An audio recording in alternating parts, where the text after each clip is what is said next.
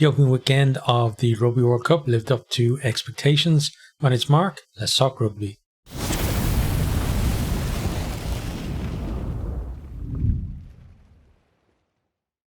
Okay, so before we jump too much into things, I'm just going to mention something, and it's going to be about how this type of video, so we're going to have one of these once per week and how it's going to work. So normally I'd have some nice graphics on the side, which may be results or some pictures or something related to what I'm talking about, but these ones won't have it in, and the reason is because I want to be able to record a video, process it, and then get it up within a short span. And what I mean is, from this point here, an hour from now, this should be live on YouTube, and I can do that having finished my workday and being able to get this done. If I add in graphics, there's zero chance of that happening, because for a video with graphics in, it means having to do all this recording that we're doing now, but also having to make each of those graphics that go up,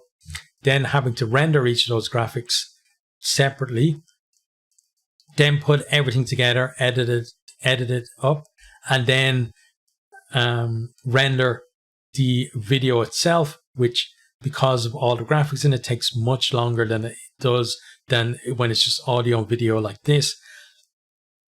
And that process, at the minimum, it's going to take about 4 hours from starting recording to getting it up. So that's why a lot of my reviews of games at the weekend would be appearing in the middle of the next game, because I would have recorded them basically the minute that the game is over. I start recording, I do the work to do all the graphics and put everything together, and then I start rendering, and then it uploads, and it takes that long. It takes 3 or 4 hours for that, and the review ones don't have that much graphics in them either. It's only normally one graphic for the score, but it still takes a really long time to do that.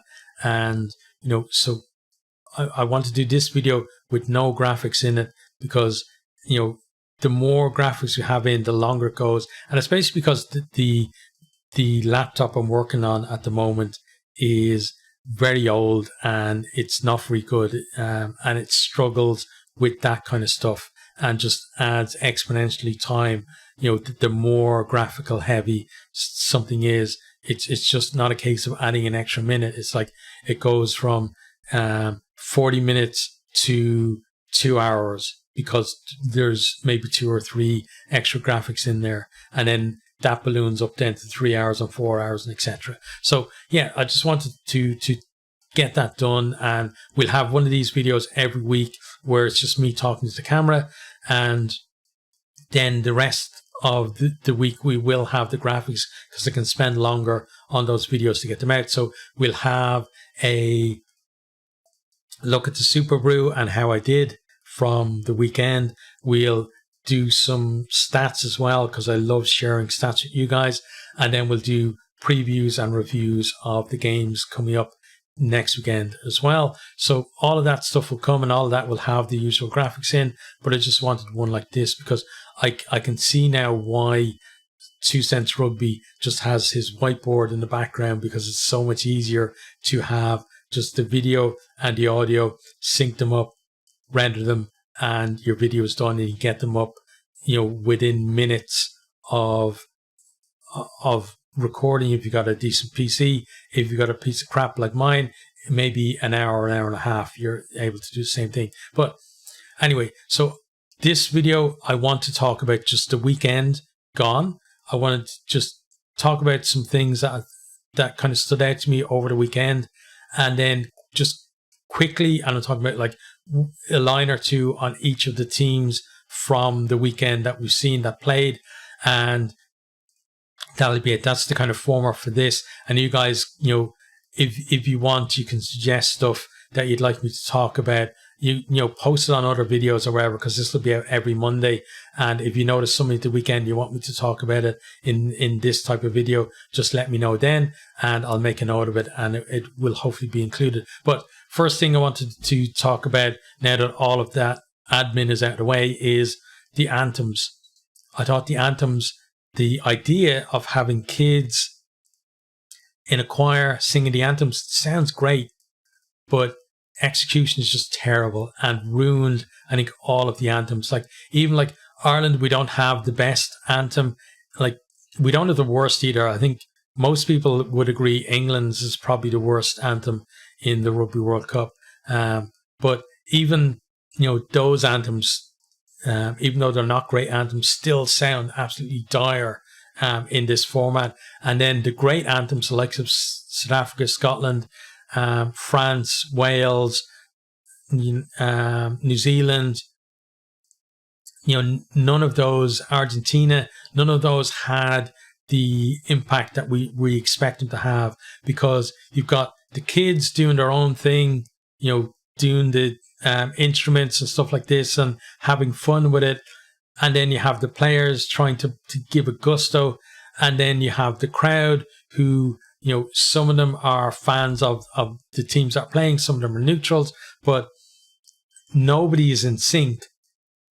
And because of that, you don't get that collectiveness that you feel with the anthems. Like, it really gets me into a game when, let's say, watching South Africa and Scotland at the weekend, right? So they're both in our pool. I genuinely didn't know, in terms of Ireland's fate, who's better for us to win. So I'm literally neutral, sitting on the fence, not really wanting, hoping that it would be maybe a very low scoring draw and scupper both teams, if I'm honest.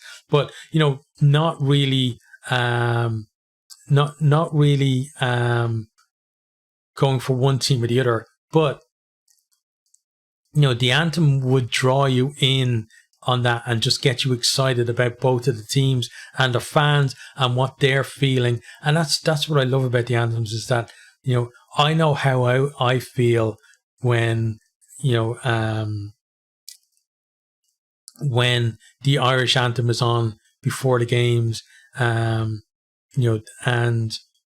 the knowing how that affects me then kind of makes me get into the mindset of the South African fans and the Scotland fans, how G'd up they are. And then I get excited because the anthems now, because I'm thinking that the anthems get me excited and I'm ready to go for the game. But I didn't have that at the weekend. Now, just the excitement of rugby gets me going anyway. I love talking about it.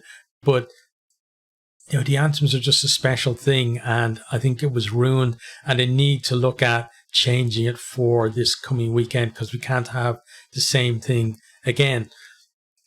Other thing I want to talk about is organization. So first off, getting the fans from, the city centers or wherever hubs to the stadiums seems to be a problem. There seems to be not enough transport. It's packed. It's taking too long to move people towards the stadium, and it's just not fit for purpose. And that's kind of sad to see, especially when, last Rugby World Cup in Japan, I lived there for, a very long time, and they've got one of the best, if not the best, public transport systems in the world. They can move tons of people around very easily. And, I went to some of the games there, and it was very easy getting in and out and stuff like that. And, there was no kind of log jams in terms of having to wait for ridiculous amounts of time, because Japan basically, a train will leave the station and the next one is coming in a couple of minutes.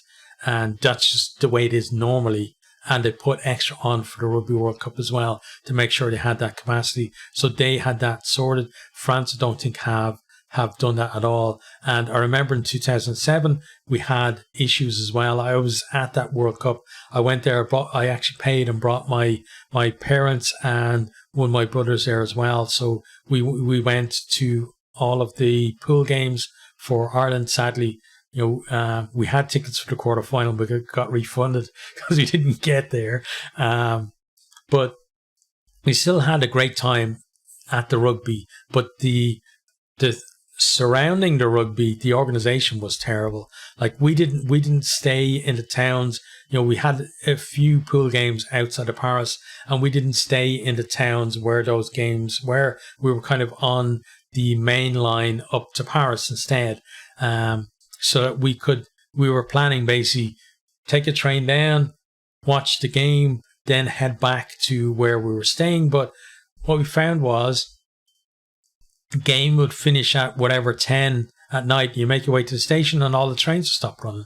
And it was just crazy. And it was like, what, there's a Rugby World Cup on? Like, have special trains for people to get places.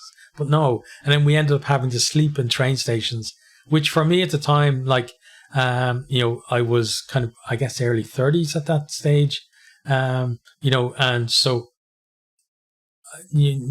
I was in better condition than I am now, kind of like my laptop, really, in better condition back then. And, I could cope with it. But my parents were like in their late 60s, early 70s, so not a great thing for them to have to do to sleep in train stations, especially when we've paid for accommodation as well that we can't get to.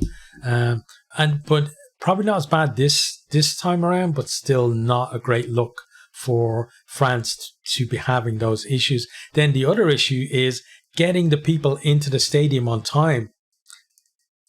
People are turning up, hours before kickoff and still not being able to get into the stadium by kickoff time. And it's not a case of, everybody's in the pub and they're just coming last minute. It's the same thing that they had in the Champions League final last year with the soccer, where just the organization is not there properly. They can't handle the amount of people that they need to get into the stadiums.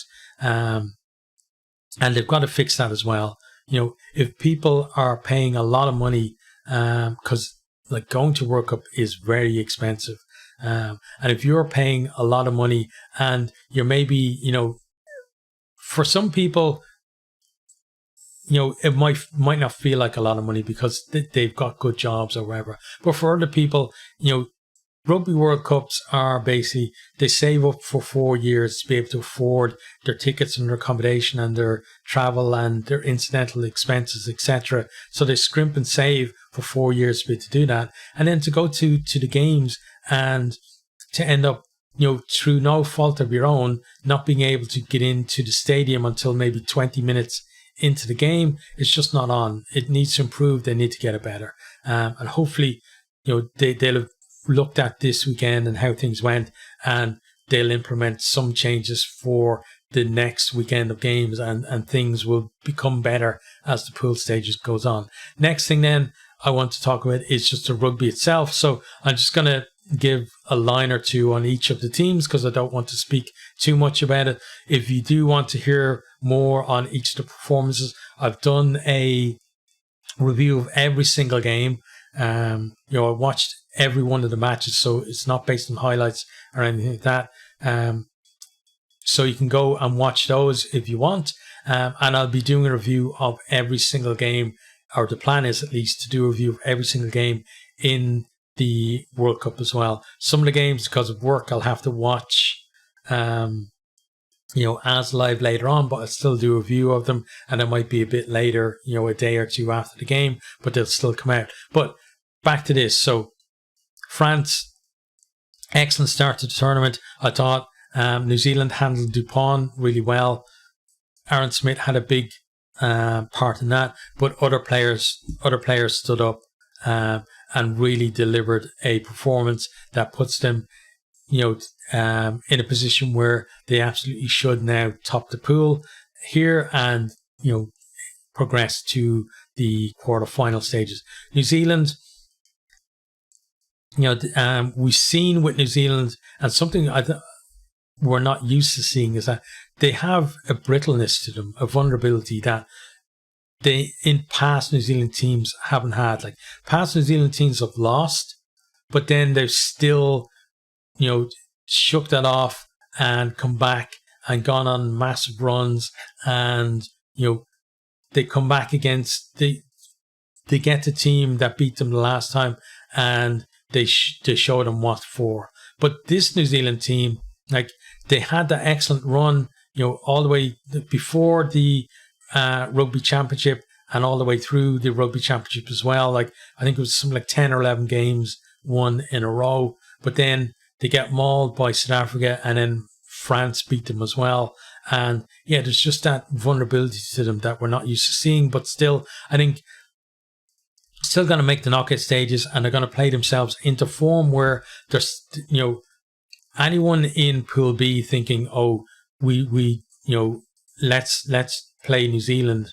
Let's go for like winning the pool because we'll beat New Zealand in the quarterfinals. It's going to be a better New Zealand team come quarterfinal time. So, just be careful what you wish for. Next then, Italy versus Namibia. So Namibia really put it up to them, at the start of the game. I think, the way the Namibia Union has gone is a disgrace. World Rugby had to step in because of corruption. They've only played 8 test matches since the last Rugby World Cup. And, it's not on. Teams like this, they need to be they need to be supported more. World Rugby stepped in terms of the corruption stuff, but I still think World Rugby and the wider rugby world can do more to lift the game up. We very often just concentrate on our own kind of area, whether that's our nation or our clubs or our competitions. And we need to do more in terms of lifting the whole of rugby up. And I don't think we're there yet. And until we get that mindset of let's lift everything up and just make rugby massive, so that even teams like Namibia can have like fully professional teams, because there's that much money and interest in the sport. But it doesn't look like we're getting there anytime soon. But still, Namibia, gave Italy a bit of a scare at the start.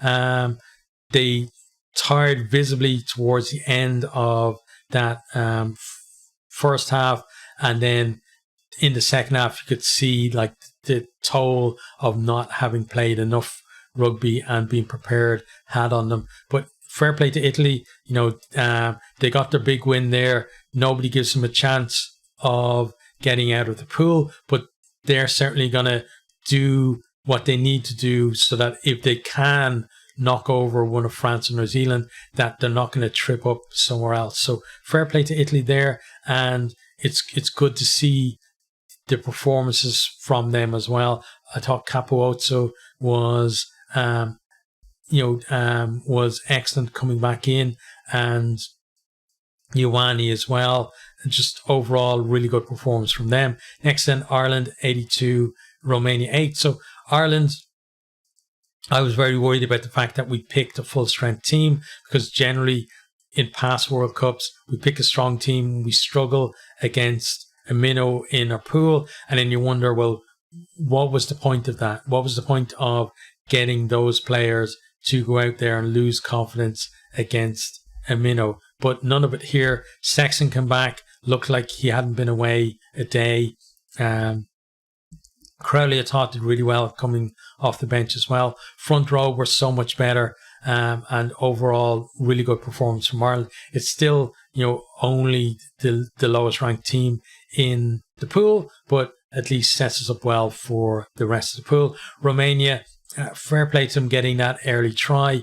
Another nation, I think, that needs more support, so we can lift them up so they can genuinely compete at Rugby World Cups and not just be there for teams like Ireland to run up a score against. Next then, Australia against Georgia. So I thought Australia did really well to get the win. This was definitely a banana skin fixture for them. They had 5 defeats in a row. No, it's more than 5 defeats, right? But I think all those defeats in a row, though, under Eddie Jones starting off, and what was it? It was 7 or something like that, right? By the time they got to the Rugby World Cup. But they showed here a lot more promise than they did in the Rugby Championship or in the warm-ups.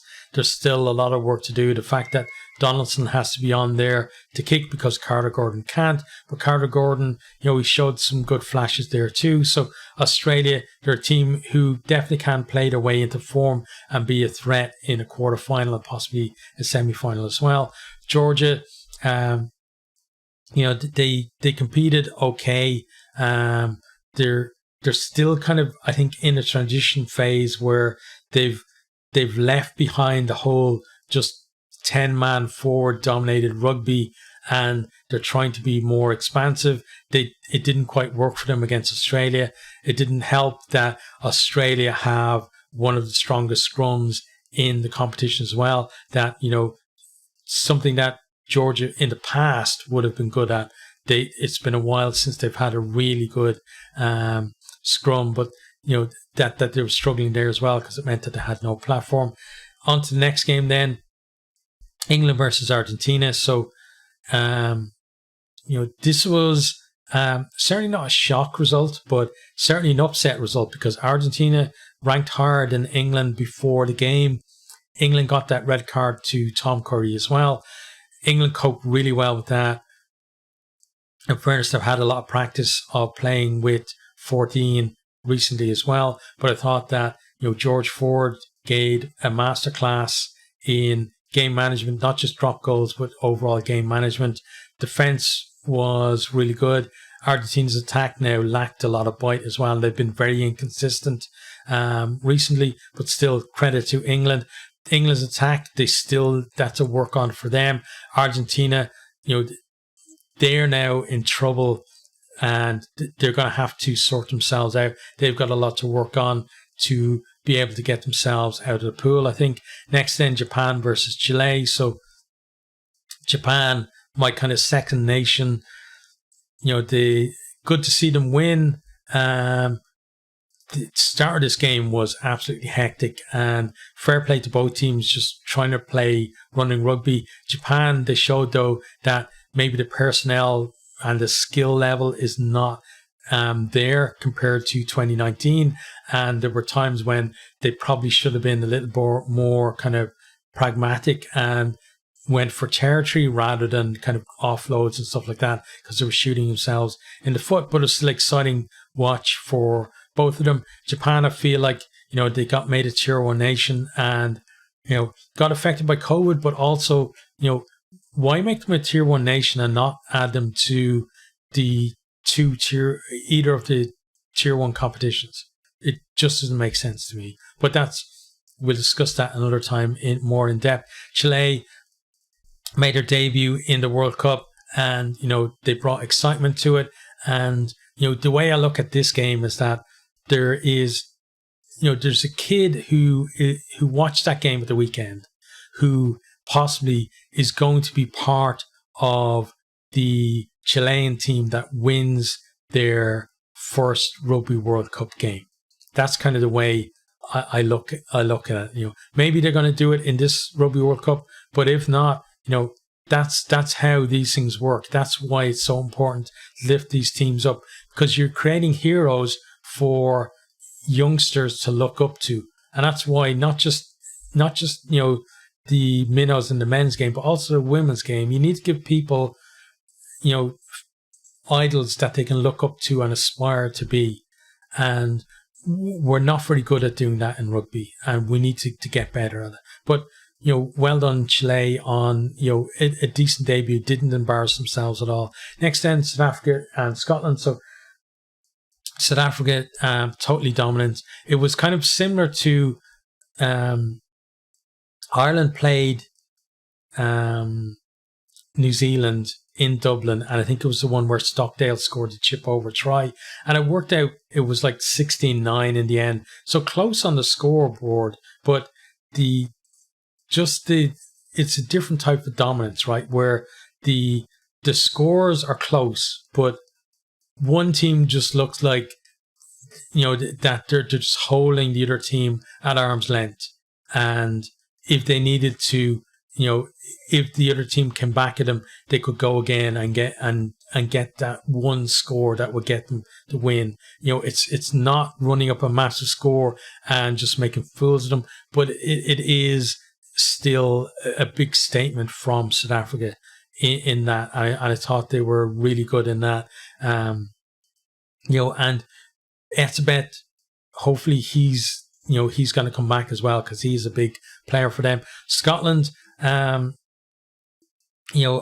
talked about in my review that, the way the game went, it was probably made for Ben Healy at 10 rather than Finn Russell, because Ben Healy has that game control type thing, get you playing in the right areas of the field. He's got a massive boot on him. And, he's used to the kind of thing where if you need to go for the kind of George Ford type of thing that we saw, if you need to go for a drop goal, or if you need to, turn the opposition defense. So I think in terms of the way the game played out, maybe made for him, but still, I think Finn Russell, you got to pick him at 10 for Scotland, because he can give you, they're 15 points down, but if Finn Russell is in the team, you still have the possibility to score 3 tries in, no time, in 5 or 10 minutes, and suddenly you're back in the game. It didn't happen for them, but that's why he's in that team, because no other 10 is going to give them that ability in their game. But Scotland, now that for them, that game against Ireland is absolutely must win, and that's going to be, I think, their focus. They obviously have other tough games in the pool as well, but the big one for them, the final for them, really is Ireland.